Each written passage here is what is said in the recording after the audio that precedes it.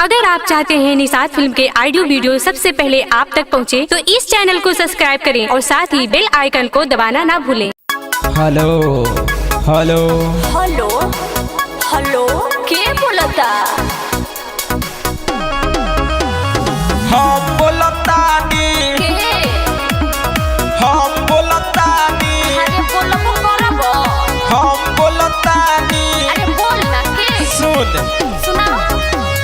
हम बोलतानी driver tractor के पाता बता द मैडम अपना घर के का बात बा हो?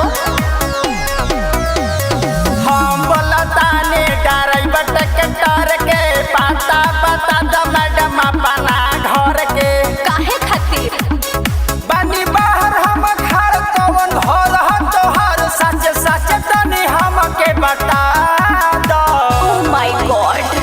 भीतर घुसा दो, भीतर घुसा दो, भीतर घुसा दो, एही में गिरा दो। भीतर घुसा दो, भीतर घुसा दो, भीतर घुसा दो, एही में गिरा दो। आई हो दादा, अरे ना खुशी हो का कहलो ना घुसी? देखा एगो बात सुन लो, तहरा कसहु घुसावे के बा, चाहे जैसे घुसा लो।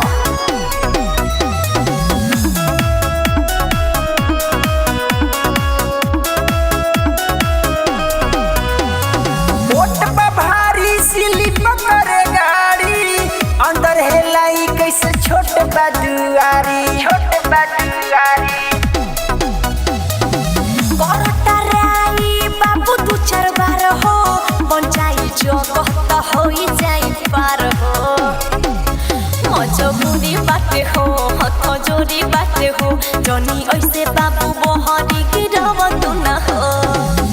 बिया गाड़ी ओवरलोड जनी बुझा पक्की रोड हई धर न तू ही घुसाव काहे डाट तारू हमके बता दो। भीतर घुसा दो, भीतर घुसा दो, भीतर घुसा दो, एही में गिरा दो। भीतर घुसा दो, भीतर घुसा दो, भीतर घुसा दो, एही में गिरा दो। देखो ना घुसी तो ना घुसी ना घुसी तो दोसरा में गिरइबो। लई फंस तो गइल। बवाली रिकॉर्डिंग स्टूडियो आरा आरा आरा।